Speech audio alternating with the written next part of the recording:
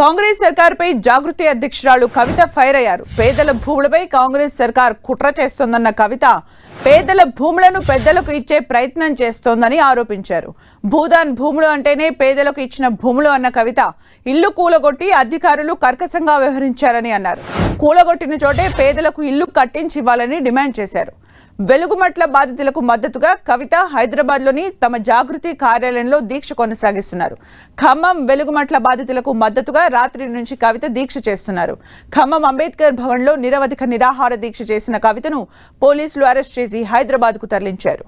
హైదరాబాద్ చేరుకున్న ఆమె తమ కార్యాలయంలో దీక్ష కొనసాగిస్తున్నారు.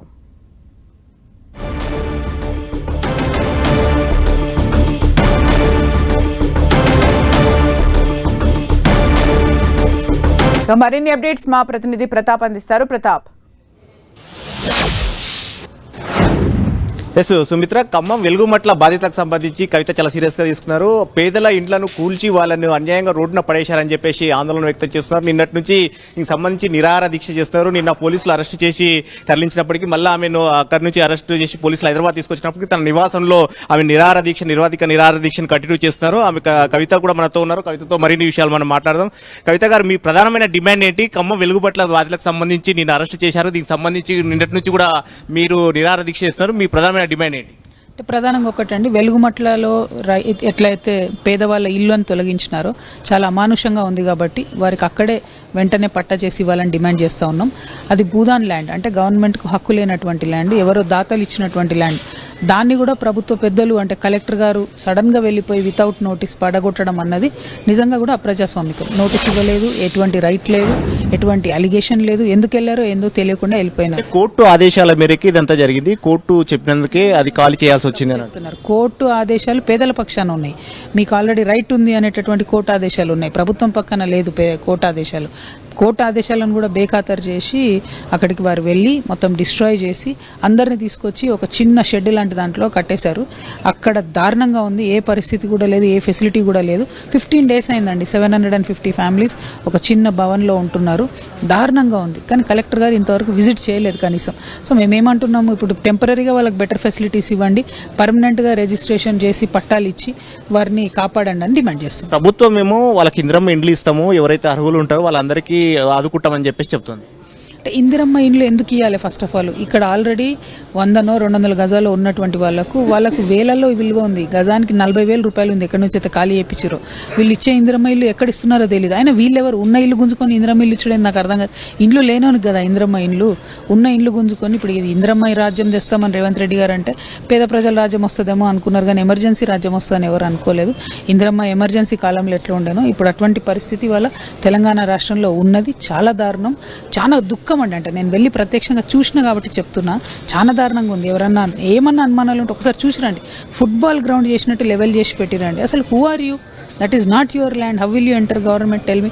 అట్లా అంటే అన్ని రకాలైనటువంటి సంస్థల్ని, వ్యక్తుల్ని, వ్యవస్థల్ని పక్కకు పెట్టేసి కేవలం ధనదాహంతో చేసినటువంటి దోపిడీ అది కరెక్ట్ కాదు. ముఖ్యమంత్రి గారు ఇన్వాల్వ్ కావాలి.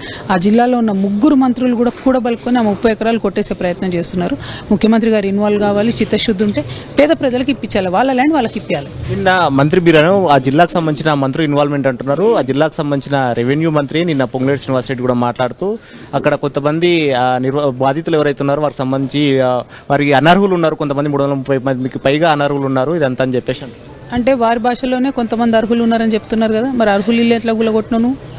అర్హులు ఉన్నారని ఆయన చెప్తున్నాడు కదా. కొంతమంది అనర్హులు ఉన్నారు, ఓకే తీసేసినావు. అర్హుల ఇల్లు ఎట్లా గులగొడతావు నువ్వు?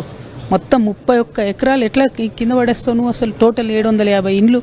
పిల్లలకి ఎగ్జామ్స్ ఉన్నాయండి. ఇది ఎగ్జామ్స్ టైం కదా. మనం అన్నీ బాగుంటేనే మన పిల్లలు 10th క్లాస్ రాయడానికి టెన్షన్ పడతారు. ఇప్పుడు అక్కడ కరెక్ట్ అర్ధరాత్రి వచ్చి కూలగొడితే ఎగ్జామ్స్ ఉన్న పిల్లలు ఎట్లా పోవాలి చెప్పండి. ఇప్పుడు అక్కడ ఉన్నారు వాళ్ళు, ఇంటర్మీడియట్ రాసే పిల్లలు, డిగ్రీ రాసే పిల్లలు, 10th రాసే పిల్లలు. వాళ్ళని అక్కడ ఇక్కడ పంపించి ఇబ్బంది పడుతున్నటువంటి పరిస్థితి. హాల్ టికెట్స్ కూడా కొట్టేసిరండి. అందులో బుక్స్ తీసుకుంటామంటే తీసుకొని అంత అమానుషంగా ఎందుకు చేయాలి? అంటే పొంగులేటి గారు అన్న దాని ప్రకారం కొంతమంది అని అర్హులు ఉన్నారు. మరి అర్హుల ఇల్లు ఎందుకు కూలగొట్టినావు? ఫస్ట్ అది చెప్పమనండి ప్రభుత్వాన్ని. అదే మీరు నిన్న వాళ్ళతో బాధితులతో కలిసామంటున్నారు, బాధితులతో తిరిగామంటున్నారు. వాళ్ళు ప్రధానమైన ఆవేదన ఏమి వ్యక్తం చేస్తున్నారు? వారి డిమాండ్ ఏంటి? వాళ్ళు ఒకటే అడుగుతున్నారు, ఆల్రెడీ మాకు ఇల్లు ఉంది, జాగా ఉంది, ఇక్కడ ఎందుకు తీసేస్తున్నారు అసలు మమ్మల్ని? అంటే ప్రభుత్వం అనేది ఎంక్రోచ్ చేయొచ్చా? అట్లా పెద్ద కబ్జాదారుగా ఇప్పుడు ప్రభుత్వం మారిపోయింది మన రాష్ట్రంలో. ఎందుకు అన్నది వాళ్ళకి ఇంతవరకు అర్థమైతే లేదు. షాక్లో ఉన్నారు వాళ్ళు. ఇప్పుడు మొత్తం ప్రాపర్టీ పోయింది, జీవితకాలం కాపాడుకున్నటువంటి సంపద పోయింది. ఇప్పుడు తీసుకెళ్ళి ఎక్కడో డబుల్ బెడ్రూమ్ ఇస్తామంటే దానికి దీనికి వాల్యూ సరిపోదు. చెప్తున్నాను, ఇక్కడ 40,000 ఉంది గజానికి, వీళ్ళు ఇచ్చే డబుల్ బెడ్రూమ్ తెలియదు. పైగా ఇదే పొంగులేటి గారు ఏదో రఘునాథపాలెంలో ఇస్తామంటున్నారు. ఆల్రెడీ ఆ రఘునాథపాలెం అనేటటువంటి డబుల్ బెడ్రూమ్స్ రోడ్ వైడనింగ్లో పోతున్నాయని కూడా ప్రభుత్వం చెప్తూ వస్తుంది. సో మరి ఆల్రెడీ మళ్ళీ పోయే ఇల్లు ఇస్తారా, ఏమి ఇస్తారు, ఎందుకు మోసం చేస్తున్నారు అన్నది అర్థం కావట్లేదు. పేదల పక్షాన ఎవరు లేరు అనుకొని చేస్తున్నారు, అట్లా కాదు, వారి పక్షాన జాగృతి ఉంటుందని తెలియజేస్తారు. కానీ మేడం, ఒక ప్రధానమైన ఒక బాధను కూడా వినపడుతూ ఉంది. ఇప్పుడు ఆ భూదాన్ భూములలో ఇండ్లు కట్టుకున్న వారికి కరెంటు కనెక్షన్ లేదు, వాటర్ లేవు, లేక వసతులు లేని ప్లేస్లో ఎట్లా ఉండగలుగుతున్నారు ఏందనేది కూడా ఒక వాదన వినపడుతుంది. వసతులు ఇవ్వలేదు కదా, 12 ఏళ్ల నుంచి ఉంటున్నారు వాళ్ళు. 12 ఏళ్ల నుంచి బీఆర్ఎస్ ప్రభుత్వాన్ని అడిగినారు, కాంగ్రెస్ ప్రభుత్వాన్ని అడిగినారు, ఎవరు వేయలేదు, ఎవరు వసతులు ఇవ్వలేదు. కలెక్టరేట్కి లిటరల్లీ పక్కకు ఉంటుంది. వాళ్ళు నిన్న అదే చెప్తున్నారు. ఎంతమంది పిల్లలు మాట్లాడారు, మీరు ఒకసారి టైం తీసుకొని వినండి. చిన్న చిన్న పిల్లలు, చదువుకున్న పిల్లలు చెప్తున్నారు, మేము ఎన్నిసార్లు తిరిగినాం కలెక్టర్ గారు, కనీసం వచ్చి చూడలేదు, మాకు ఒక లైట్ కనెక్షన్ ఇవ్వలేదు, నల్ల నీళ్ళు ఇవ్వలేదు. డ్రమ్ నీళ్ళు కొనుక్కుంటారండి 70 రూపాయలకు వాళ్ళు. ఈ రోజుల్లో ఒక బిందె నీళ్ళు 20 రూపాయలకు కొనుక్కుంటారు వాళ్ళు. అంటే ఎంత ఘోరం చెప్పండి. సో ఇవన్నీ అమానుషంగా ఉన్నాయి పరిస్థితులు. అక్కడ ఏదో సరదాగా లేదు. అయితే ఈ మొత్తం తెలంగాణ వ్యాప్తంగా ఇటువంటి పరిస్థితే వస్తున్నదండి. అక్కడ వెలుగుమట్ల విషయంలో మేము ఇంత పట్టుపట్టడానికి కారణం ఏంటంటే, ఇవాళ అది వెలుగుమట్లతో నాగదు. అక్కడ అహంకారపూరితమైన వైఖరి ఏదైతే ప్రభుత్వం ప్రదర్శించిందో దాన్ని అక్కడ మనం ఈజీగా తీసుకుంటే, సైలెంట్గా ఉంటే వెలుగుమట్లతో ఆగదు. అది ఖచ్చితంగా కరీంనగర్ వస్తుంది, మహబూబ్నగర్ వస్తుంది, ఇంకో జిల్లాకు వస్తుంది. కాబట్టి ఆపాల్సిందే. ఈ ప్రభుత్వం యొక్క అహంకారాన్ని దించాల్సిందే, పేదలకు న్యాయం జరగాల్సిందే. మీరు ఇందాక మాట్లాడుతూ ఒక మాట అన్నారు, 12 సంవత్సరాల నుంచి వారికి ఆ వసతులు కల్పించట్లేదు, కనీస వసతులని. ఎందుకు 12 సంవత్సరాల నుంచి కల్పించకపోవడానికి ప్రధాన కారణం ఏమై ఉంటుందని? నిర్లక్ష్యం కదండి. పేదవాళ్ళు కదా, వాళ్ళని అడిగేటోళ్ళు ఎవరు ఉన్నారు, వాళ్ళు పోతే పట్టించుకుంటోళ్ళు ఎవరు ఉన్నారు? కలెక్టర్లు అపాయింట్మెంట్ ఇవ్వరు, దొరకరు.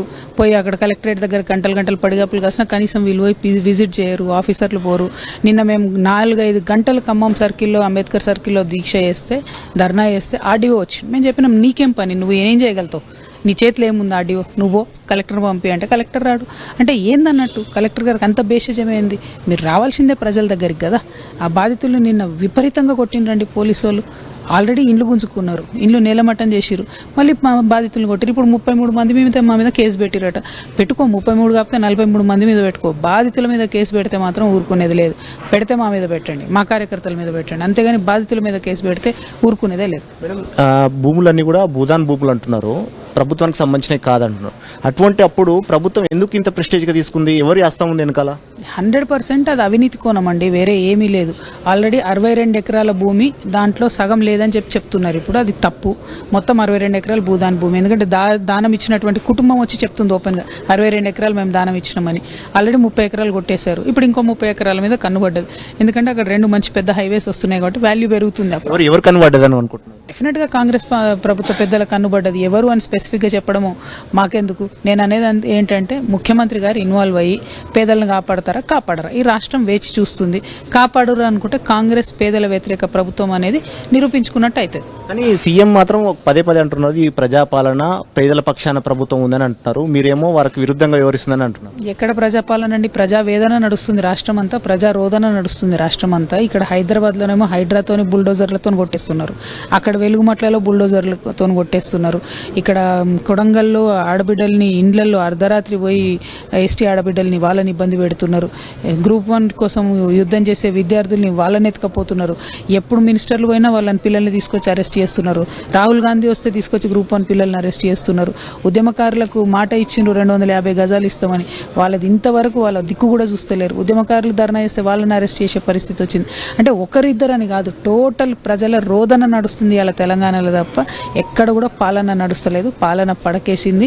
కంప్లీట్గా ఒక పెరలిసిస్ వ్యవస్థలో ప్రభుత్వం ఉన్నది. మీరు ఒక ప్రధానమైన డిమాండ్ చేస్తున్నారు ఈ వెలుగుమట్లకు సంబంధించి. ఎవరైతే బాధితులను ఇండ్లు కూల్చారో అదే ప్లేస్లోనే మళ్ళీ అక్కడే వాళ్ళకి ఇండ్లు కట్టించాలని చెప్పేసి మీరు డిమాండ్ చేస్తారు. అక్కడ వాళ్ళని ఇండ్లు కట్టించేటట్లయితే ఆ ఇండ్లు కూల్చాల్సిన అవసరం ఉండకుంటున్నాయి కదా? ఎగ్జాక్ట్లీ. అసలు కూల్చమని ఎవరు అన్నారు? కూల్చే రైట్ లేదు ప్రభుత్వానికి. ఆల్రెడీ భూదాన్ ఇచ్చినటువంటి సర్టిఫికేట్ ఉంది, భూదాన్ బోర్డు ఇచ్చినటువంటిది. 58 కింద అప్లై చేసుకున్నారు ఆల్రెడీ, జియో 58 కింద. ఆ స్కీమ్ కింద రెగ్యులరైజ్ చేయొచ్చు 100 గజాలు. ఒకటి ఏదైతే ఖమ్మం మంత్రి గారు ఉన్నారో అండి, ఆ మంత్రి గారికి సంబంధించి 29 జనవరి, నేను మీకు జియో కూడా పంపిస్తాను, 29 జనవరి నాడు 250 గజాలు హైదరాబాద్లో హైదర్గూడలో రెగ్యులరైజ్ చేసిరు. ఒక ఖమ్మం మంత్రికి సంబంధించి 6-7 కోట్ల ప్రాపర్టీ అండి. అంటే మంత్రుల కుటుంబానికి ఏమో రెగ్యులరైజ్ చేస్తారు, పేదల కుటుంబానికి రెగ్యులరైజ్ చేయరా? మీ ఖమ్మంలోనే మీ పేదలే కదా, మీకు ఓటేసినటువంటి పేదలే కదా, వేరే జిల్లా వాళ్ళు కూడా కాదు కదా కనీసం. అదే మంత్రి గారికి సంబంధించి ఇక్కడ హైదర్గూడలో వాళ్ళ కుటుంబ సభ్యులకి ఈ జనవరి 29 నాడు రెగ్యులరైజ్ చేసిండు. సేమ్ జీవో 58 కింద. అదే జీవో 58 కింద వీళ్ళకి రెగ్యులరైజ్ చేయమంటున్నాం, మేము వేరే అనట్లేదు కదా. సర్టిఫికేట్ ఉన్న వాళ్ళకే చేయండి, మీరు అన్నట్టు ఫేక్ కానోళ్ళకే చేయండి.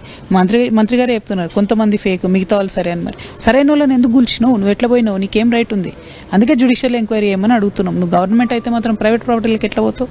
డెఫినెట్గా జ్యుడిషియల్ ఎంక్వైరీ చేయాలన్నదే అడుగుతాను. మేడం, ఈ ఇష్యూకి సంబంధించి ఇప్పటికే మీరు అయితే దాదాపు 15 రోజుల నుంచి నడుస్తూ ఉంది. ఇప్పటి వరకు ప్రభుత్వం మాత్రం ఓన్లీ ఇంద్రమ్మ ఇండ్లకు మాత్రమే అష్యూరెన్స్ ఇస్తుంది, వారికి అక్కడ ఇండ్లు ఇస్తామని చెప్పట్లేదు, ఇది అంటలేదు. ఇది ఖచ్చితంగా మీరేమో అక్కడే వాళ్ళకి ఇండ్లు ఇవ్వాలి, వారికి ఆ జాగాలు ఇవ్వాలని అంటున్నారు. ఈ ప్రభుత్వం ఒకవేళ ఈ అంశానికి దిగిరాకపోతే మీ కార్యాచరణ ఎలా ఉండబోతుందో? అంటే ప్రధానంగా మేము ఏదైతే నిన్న నిరాహార దీక్ష ప్రారంభించామో, నిన్న మార్నింగ్ మేము దీక్షకి వెళ్ళినాము, ధర్నాకు పోయినాం. అప్పుడే చెప్పినాం మేము నైట్ కూడా తినము, దీక్షల్లోనే ఉంటామని చెప్పినాం. అది కంటిన్యూ చేసినాం. ఇప్పటి వరకు ఆహారం లేకుండానే ఉన్నాం, ఆహారం లేకుండానే ఉంటాం. ఎందుకంటే ఇది న్యాయమైన కోరిక, జస్టిఫైడ్ డిమాండ్. ఆల్రెడీ మొత్తం అన్ని రైట్స్ ఉండి ప్రాపర్టీ వాళ్ళ చేతిలో ఉన్నదాన్ని లాక్కోవడం అన్నది అన్యాయం, దోపిడీ అవుతుంది ప్రభుత్వంది. కాబట్టి అది రావాలి. వచ్చే వరకు ఆహారం తినకుండా దీక్ష చేయాలన్నది మా ప్రధాన కార్యాచరణ. ఈ పోరాటం మీరు ఒక్కరే చేస్తారా, లేకపోతే మీతో పాటు ఇంకెవరైనా కలుపుకునే ముందుకెళ్తారా? సంయుక్త పోరాటాలు చేస్తున్నామండి. అందులో భాగంగా విశారదన్ మహారాజ్ గారు మాతో పాటు కలిసి నిన్నంతా పోరాటంలో పాల్గొన్నారు. ఇప్పుడు ఆయన అరెస్ట్ చేసినారు, ఆయన ఎక్కడ ఉన్నాడో తెలియదు. ఆయనను విడుదల చేసిన తర్వాత మేము మళ్ళీ పునర్సమీక్షించుకుంటాం ఏం చేయాలనేటటువంటిది. ఇది మమ్మల్ని తీసుకొచ్చి ఇక్కడ జాగృతి ఆఫీస్ ముందట వదిలేశారు, మా కేంద్ర కార్యాలయం ముందు. కాబట్టి ఇక్కడ కూర్చున్నాం మేము. ఒకవేళ తను రిలీజ్ అయ్యి వచ్చిన తర్వాత కూడా మళ్ళీ ఇంకా ఇతర ప్రజా సంఘాలన్నీ కలుపుకొని కూడా ఒకవేళ వేరే దగ్గర చేయాలి దీక్ష అంటే కూడా అట్లా కూడా సిద్ధంగా ఉన్నాం. అల్టిమేట్గా ఆ పేద ప్రజలకు న్యాయం చేసేంత వరకు మాత్రం మేము పోరాటం చేస్తాం. ఇది కవిత గారు చెప్తున్నది. ఖచ్చితంగా పేదలకు, ఖమ్మం బాధితులకు వారికి న్యాయం జరిగే విధంగా కూడా పోరాటం కొనసాగిస్తాను. అది ఖచ్చితంగా వారికి ఎక్కడైతే ఇండ్లు కూల్చారో ఆ ఇండ్లను ఖచ్చితంగా వారికి అందించే విధంగా కూడా ప్రభుత్వం దిగొచ్చే వరకు కూడా కార్యాచరణ కోసం ఎవరైతే కలిసి వస్తారో, విశారదన్ లాంటి వ్యక్తులు ఎవరైతే కలిసి వచ్చే వ్యక్తులు ఉంటారో వారితో కలిసి ఉద్యమాన్ని మరింత ముందు కూడా తీసుకెళ్తానని కూడా కవిత జాగృతి చెప్తున్నారు. Thank you Pratap for the updates.